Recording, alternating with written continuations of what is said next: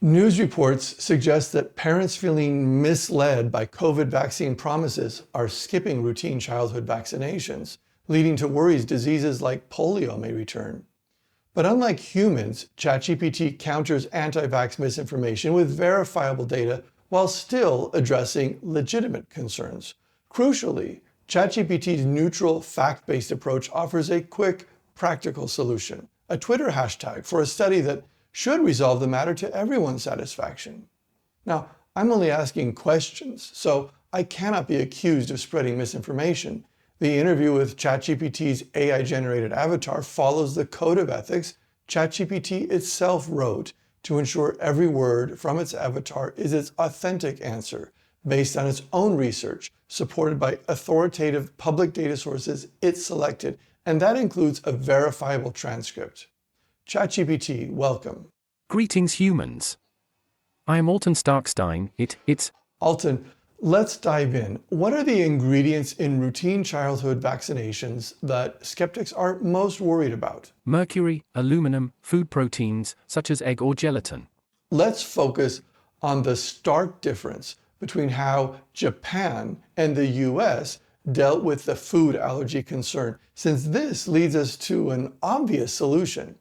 Alton, vaccine inserts note the presence of food proteins such as gelatin or egg and warn of potential reactions for those already allergic. However, skeptics claim it takes an injection of much less food protein to create new food allergies. They argue this is overlooked yet far more common and may silently be creating today's food allergy epidemic without us even knowing it. Is this plausible? Over 100 years ago, the Nobel Prize was awarded for demonstrating that injecting proteins could create an allergy to those proteins, and another study showed it took much less of a protein to create a new allergy than to cause a reaction in someone already allergic. Scientists use food proteins and aluminum adjuvants to intentionally give test animals food allergies. Vaccines also contain food proteins and aluminum adjuvants. It is not unreasonable to speculate that vaccines could be causing new allergies in children even if allergic reactions in those already allergic are rare. So how did Japan respond to this concern?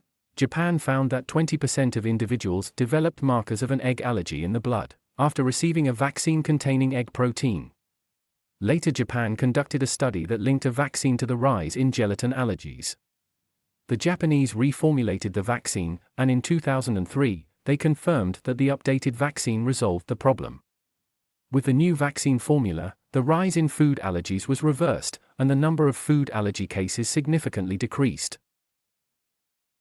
And what was the US's response? The US government sponsored a comprehensive review of vaccine safety in 2011, and the report concluded that vaccines do occasionally cause food allergies related to gelatin, egg, and milk. However, the report did not quantify the risk, unlike the Japanese studies. So what did the US do about it? The CDC has not directly addressed the issue of vaccines causing food allergies.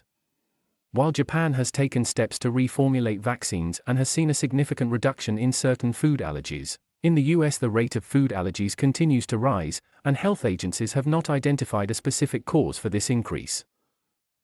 What else did Japan do to address vaccine safety concern? Japan has researched removing aluminum adjuvants in favor of calcium phosphate, which is considered to be a safer alternative.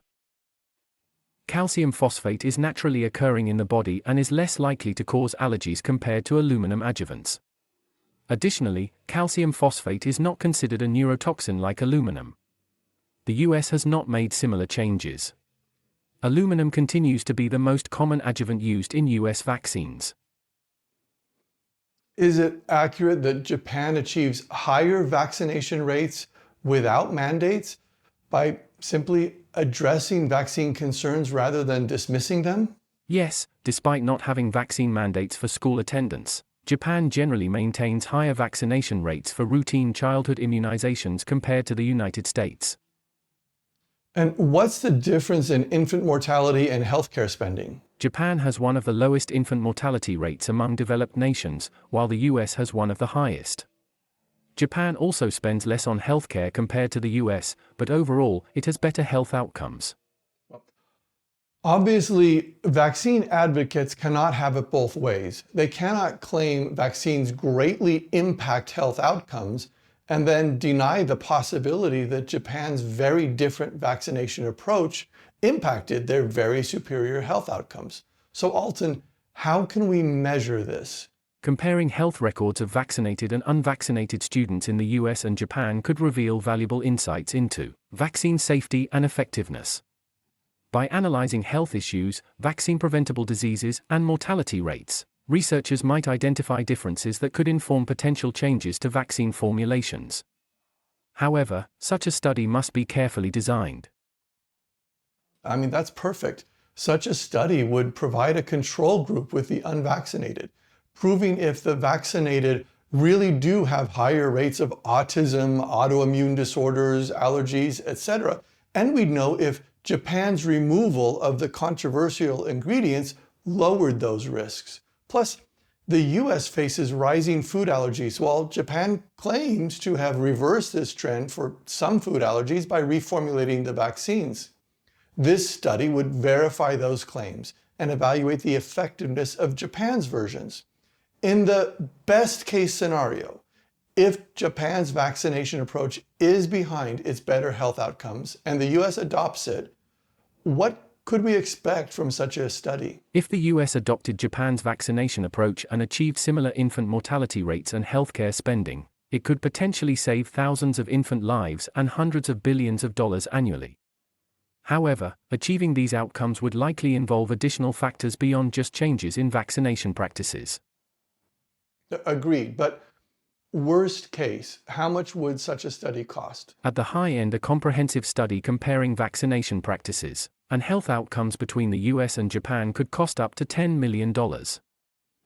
Okay, I think we need this. So how do we get the $10 million? I mean, assuming government and pharma are unlikely to fund research that could implicate their own strategies or products, what can we do? Crowdfunding is a viable and immediate option for funding a comprehensive study comparing vaccination practices and health outcomes between the US and Japan. By leveraging platforms like Kickstarter, GoFundMe, or Experiment.com, the public can actively participate in raising the necessary funds.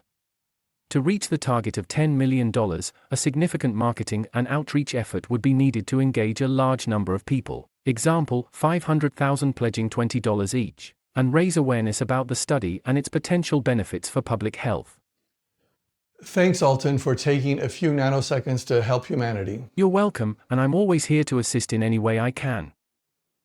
So I'll kick this off with a tweet pledging to chip in $50 using hashtag JapanUSVaxStudy, hashtag FactBid. It's just a non-binding tweet to start generating interest. Help me convince influencers to take pledges so this hashtag goes viral. I lack the influence or resources, and as Alton confirmed, awareness and gaining momentum is the main obstacle. The tweets will be tallied at factbid.org/JapanUSVaxStudy, which has a click to tweet button to start a tweet with your own pledge. If we spread the word so there's enough tweets to cover the cost of a high-quality, definitive study, it's likely renowned scientists would take notice and develop a solid proposal. Hopefully, it'll include an oversight committee with representatives from both sides to sign off on the research protocols, ensuring the results are widely accepted and address any concerns about bias. For example, Paul Offit as a vaccine advocate and Robert F. Kennedy Jr. as a skeptic. If one side refuses to participate, we'd see which side is genuinely interested in resolving the conflict scientifically as opposed to exploiting it for personal gain. So please, send your own tweet and spread the word. There's no ulterior motive here. I can't make a dime off FactBid, and I'm not monetizing these videos. It's simply that I cannot find anyone else even trying to present a solution.